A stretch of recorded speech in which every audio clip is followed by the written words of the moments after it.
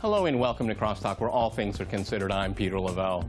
The phrase international community is often bandied about in Western media as if its meaning was clearly understood by all. In fact, when Western politicians and media invoke the phrase international community, it almost always reflects the thinking and agenda of Washington and its closest allies around the world. Used in this manner, the international community is in fact a very small minority.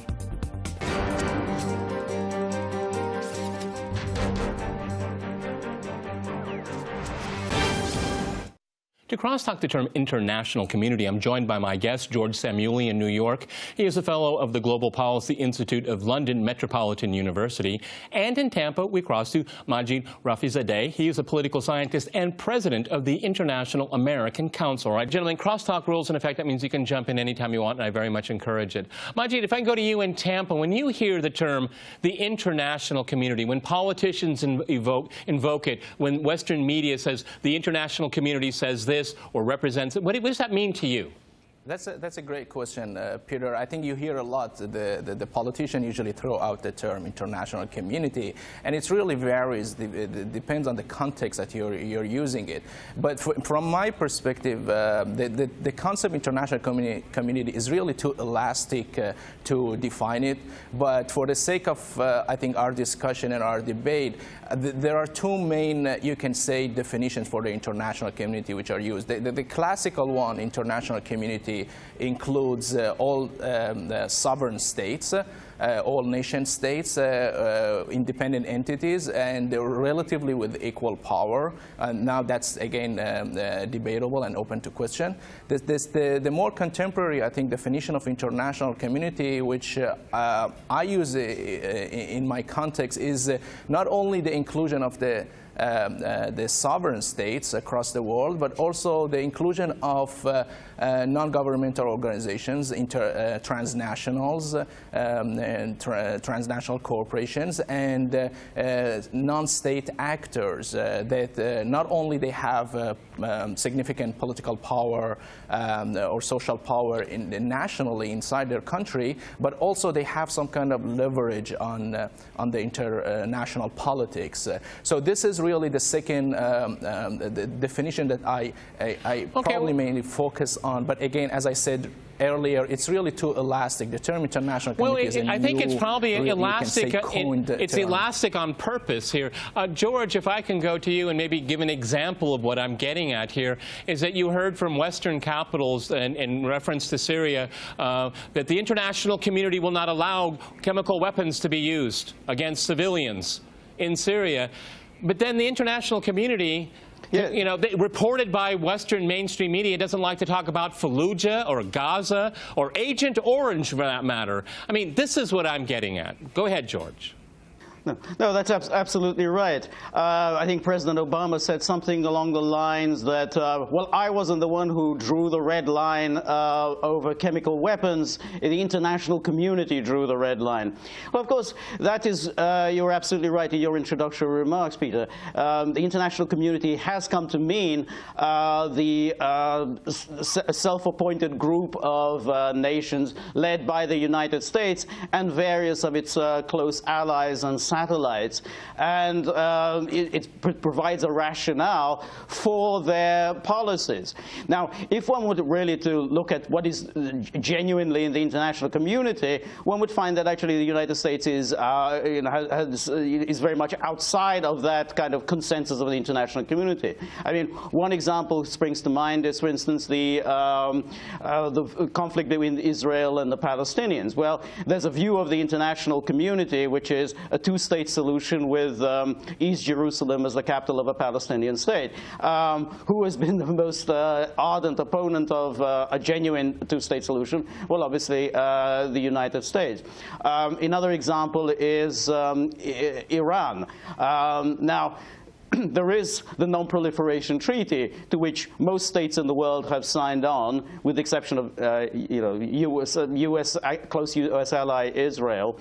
But part of the Non-Proliferation Treaty is that states, the nuclear power states, help other states, the non-nuclear weapon states, to develop their peaceful use of nuclear energy. Well, that part of the Non-Proliferation Treaty has been abandoned, and instead the United States leads a kind of a campaign to prevent Iran the peaceful use of nuclear energy, which is what is supposedly the Non-Proliferation Treaty was all about. I think what George is saying, if I go back to Majid in Tampa, is that, you know, the international community, the term international community, as George is applying it here, is really the Washington consensus, isn't it?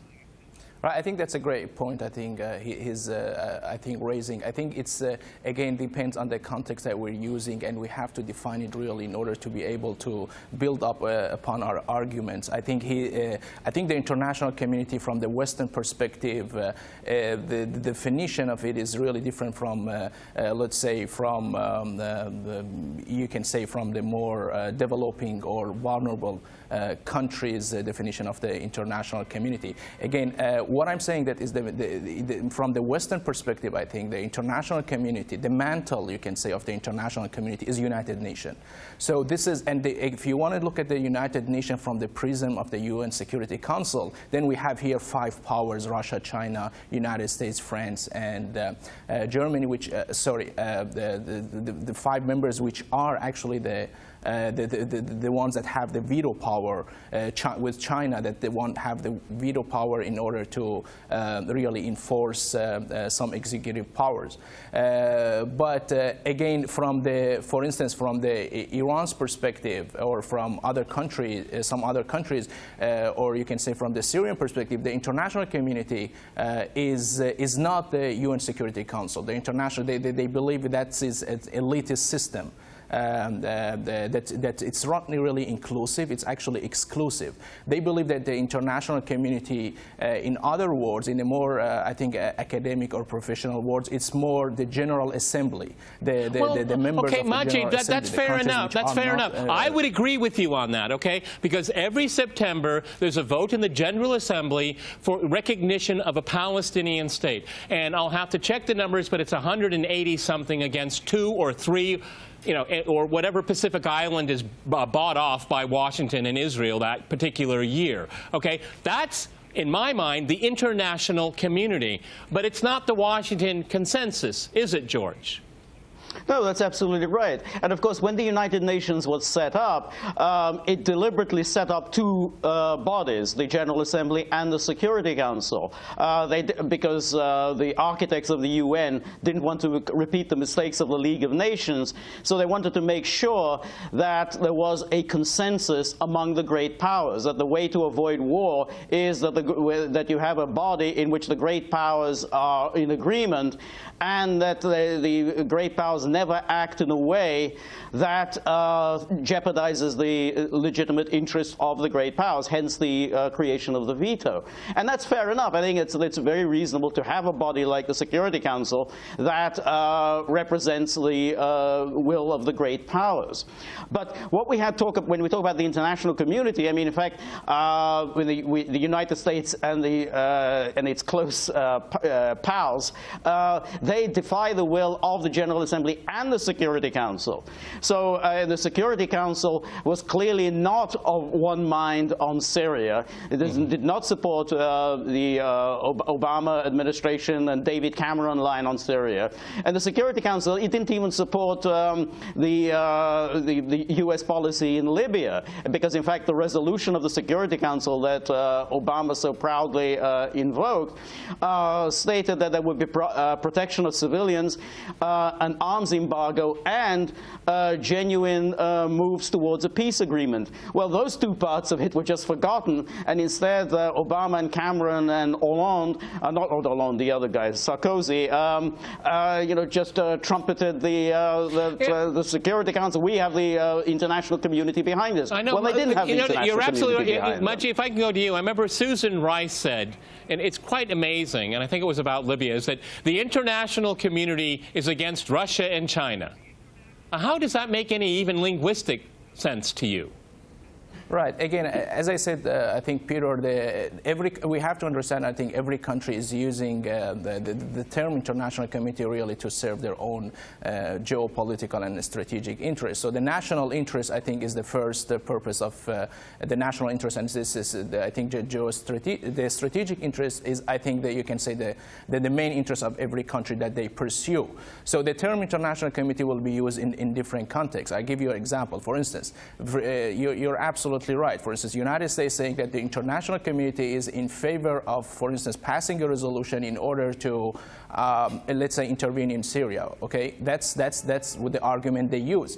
And from their perspective, they argue that, okay, there are 3 members in the Security Council agree with them, 2 members disagree with them. They argue, okay, most of the Arab countries in the region agree with them, but from the Iranian perspective, or you can say from the other countries' perspective, they also will use the international community. They will say, well, the international community is against intervening in Syria. Why? Because there are these countries which disagree. There are 2 members of the Security Council which disagree with the international community. So I think the issue is really complicated, and we have to be very, very cautious about making I don't think it is complicated. I think when they know they don't have the votes, they'll say, we're the international community, and we're going to intervene illegally in Iraq if we want, and no one can stop us. And you know what? The hell with the international community if they're not on our side. And that's exactly what happened with the invasion of Iraq.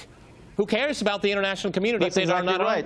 Go ahead, George. That's exactly right. That's what happened. That's it. That's exactly what happened in the case of Iraq, where the international community became the coalition of the willing. In the case of Yugoslavia, the international community became George, I'm going to have to jump in here. George, I have to jump in here. We're going to go to a short break, gents. Okay. After a short break, we'll continue our discussion on the term international community. Stay with RT.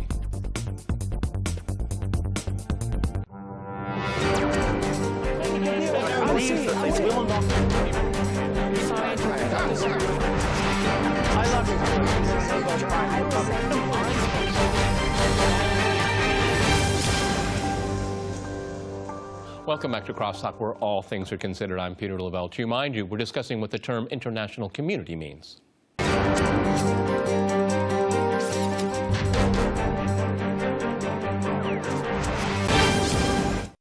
Okay, George, I want to go back to you. We're discussing when the international community, whatever that is important and isn't applied to and referred to, and when it's not. Go ahead, George. Yes, if you want to say that Iraq was invaded by a coalition of the willing led by the United States, then you should say that it was led by a small group of countries led by the United States. You don't want to say it was the international community. Just like in the case of Yugoslavia, it was NATO that bombed Yugoslavia. And it was a policy that was pushed by a few of the NATO powers. So you have no real business deeming this somehow the will and the actions of the international community. So there's a kind of dishonesty in the use of this term international community. There's no way that you can actually arrogate to yourself international community when you only represent a very small group of self-interested powers. Okay, George, and I'd like to clarify here, when we look at Libya, not even all members of NATO participated in that operation, so it's even less than what NATO was, certain members of NATO. Maji, if I can go to you, can we talk about Iran? Because it seems like the international community, if you look at the term beyond the Washington Consensus, is very much in support of Iran's position on having civilian nuclear power. But if you look at the Israeli position, obviously, and the American one, that's very much at odds with what I would call a genuine international community. Go ahead. Right. Again, I think it depends on what we mean exactly by the international community. I think from the Iranian perspective is the non-alignment members of the United Nations are not in disagreement with Iran pursuing peaceful, I think, nuclear proliferation. And even I think from the Western perspective, I don't think, I think there is a problem with Iran pursuing peaceful civilian and nuclear Which is very, but isn't that very hypocritical? That's very hypocritical, isn't it? If you read the Non-Proliferation Treaty, every country that signs up to it has the right to civilian nuclear power, except for Iran, apparently, according to the United States and according to Israel. That's really hypocritical and wrong, isn't it?